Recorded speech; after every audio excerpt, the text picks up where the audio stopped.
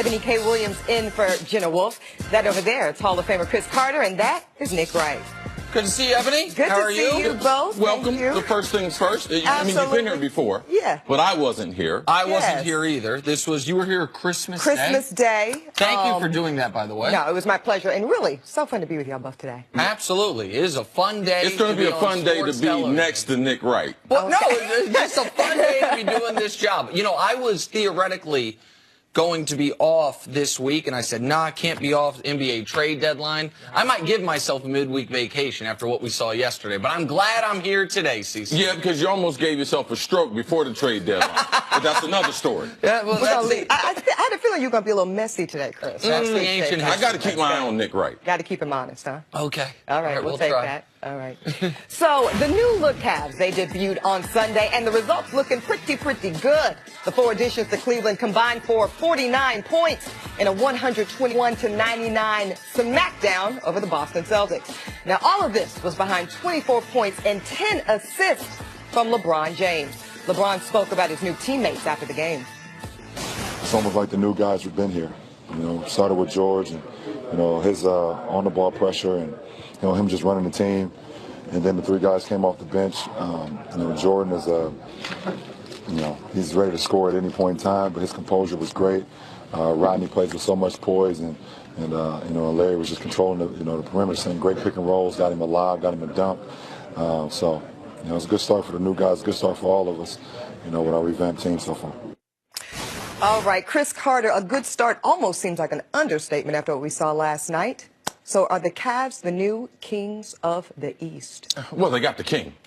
That's a good place to start. Sure. But to me, in watching LeBron James's career, I think that this can be a turning point for him. Of course, we know when he left Cleveland the first time, that was a turning point. But with the overall athleticism that they put around LeBron, and where the team actually was, like what they had at stake, and it's more than just basketball game. It's more than just being 5 or 6 games behind Toronto and Boston. It's, man, can we keep LeBron engaged enough to keep him here through this season mentally?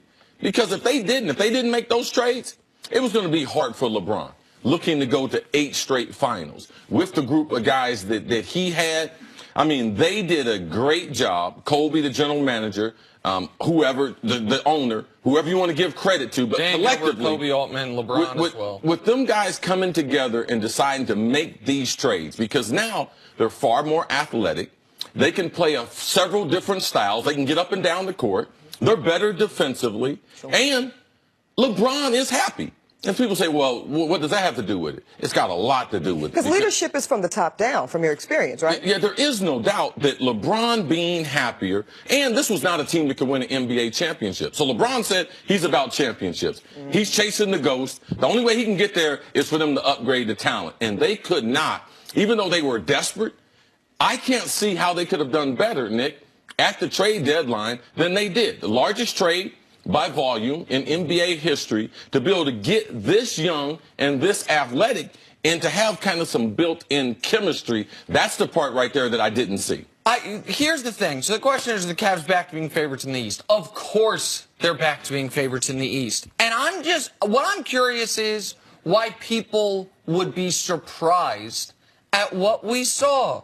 What have we known for a decade in the NBA? LeBron plus 4 active, happy guys is a good team no matter who those 4 guys are. LeBron plus 4 active, happy guys who can shoot is an unguardable NBA offense. And they demoralized the #1 defense in basketball yesterday on what was supposed to be a celebration in Boston. It turned into a wake before the funeral in Boston, and LeBron had a bit of a captive audience because typically in a regular season home blowout, or where the home team is getting blown out, the fans can leave. But they couldn't leave yesterday. They had to stay for Paul Pierce. So they had to sit It's kind of like that. the preacher that says he's working on his clothes and then he takes an offering, but he still keeps you there. Because somebody says, take your time, Pastor. Right, inevitably. And they did. It's so ironic that where we are. We started the season with Boston and the Gordon Hayward in Cleveland. Awful injury. Boston goes off. It seems like these are 2 franchises going 2 different directions. And they meet up. the first game after the trade, and they get embarrassed. Yeah. I mean, LeBron James' ability, and I think that, Nick, you'll have to help me on this one.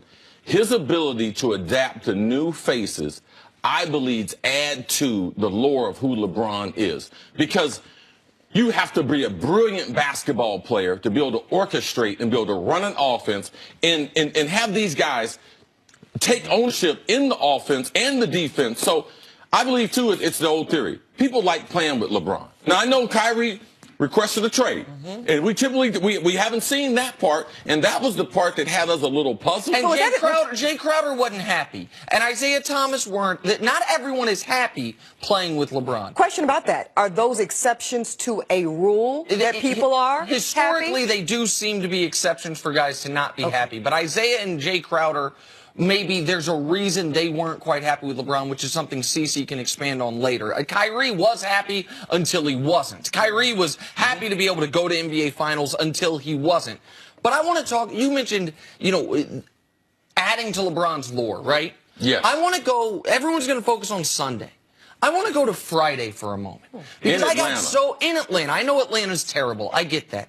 But I got really frustrated last week with a lot of people, maybe my partner included, that one of the knocks on LeBron while the team was struggling was, man, I wish he would do a little more of what Kobe or Michael would do, which is not just take 17 shots and go 9 for 17. Take 30 shots. Take over these games.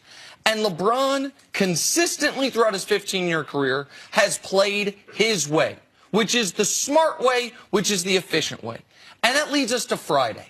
A game where they were only 1-point favorites against Atlanta. Why? Because they had lost 6 guys to a trade. None of the 4 they had traded for were there. They had a guy named John Holland. Chris, you called me. You were like, who's the dude with the dreads I've never seen on the Cavs I thought someone snuck on the bench in Atlanta. I mean, straight from the club, you can get in the bench. London Parentis was getting minutes. Jetty Osman was starting. That's the first team NBA start. And it's not just that the Cavs won. Forget that. LeBron sets his career high, not in points, like Kobe or Michael might do in a game where they're undermanned, but in assists. 19 assists when he's got a handful of D-leaguers playing with him. And then yesterday, why were those guys comfortable? Why in that game did the new guys shoot 6 for 6 on shots from LeBron in the first half, I believe it was? Because he will instantly put you in the best position to do what you do best. And because he's such a student of the game, he already is studying. If you listen to what he's saying, where these guys like to catch the ball to shoot, where these guys are most comfortable on the court.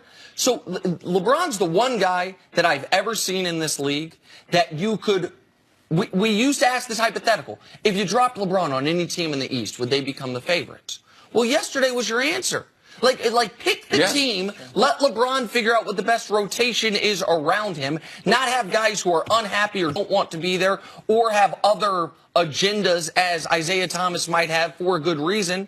And what are they going to be? One of the best offenses in the league. If you add to it that they're young and athletic, the defense will come along. Let me say this. I saw a different LeBron James yesterday after the game to the point where he could barely give his post-game interview. He was hoarse because, to your point, Nick, he was telling the guys where to go, how to be best positioned to be successful yesterday. And really what stood out to me, guys, Osman, when he takes that steal, he goes up for that open dunk, misses it, and the first person to put their hands together to keep him motivated and focused in the game is LeBron James. For me, that was a new style of leadership from LeBron. Not saying he's not done it before, but just energized on a different level. Right, and we have to understand, too, no one's under the type of pressure. Nick, we talked about it on Friday. No one's under the type of pressure that LeBron is under. And it's when he's having fun on the court, it's a huge relief to him. I mean, basketball is his safe haven. When I used to hang around Michael Jordan, the reason why he played golf, people don't bother him on the golf course. His safe haven was on the court. So LeBron being happy and engaged, it's hard. You've been to 7 straight finals. The pressure, is he going to leave Cleveland? Trying to win with this team, trying to stay in this moment. But you could see his overall leadership. And Osman wouldn't be playing. LeBron, he went to coaching staff, said, we need to get this guy more minutes. So The overall story of the Cleveland Cavaliers will always have to do with LeBron James. What kind of leader is he going to be down the stretch? This right here is like a blood transfusion. So I expect to see the absolute best. I expect us to hear LeBron back in the MVP conversation because, to me, this is one of the greatest adjustments we have seen a star player make. When you make 4 new changes, 3 guys 25. Nance Jr. coming back to where he was born, where he was born in Ohio. He went to high school in Akron, where LeBron went to high school. His dad's name in the Raptors. He said, disputed, I almost had a tear when they traded for me. So I think LeBron will be re-engaged, and it will be entertaining to watch those little things that you pointed out of his overall leadership. And whether people agree with me that LeBron's the greatest player of all time or not, everyone agrees he's one of the smartest players we've ever seen. And we now have the answer, I believe, to a question that was puzzling, which was, what happened to LeBron's game in January? Why was LeBron not playing? He wasn't hurt. He doesn't get tired. He's leading the league in minutes. We've seen no reason to believe that's something he can't handle. Why was LeBron's numbers and why? Because they could have won more in January just based on his own, if his level of play was what it had been in December and November. And I believe we have the answer.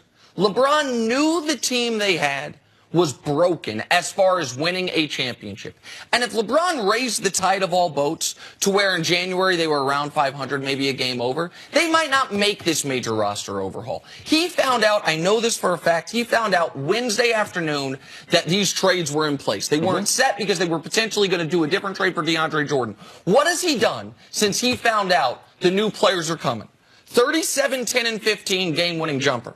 22, 12, and 19 career high in assists, and 24, 8, and 10 through 3 quarters last night to remind the Celtics, y'all ain't ready. That's what he's done since he knew this new team was coming, and I'm not quite certain why folks doubted that would happen. Because we didn't know the trade.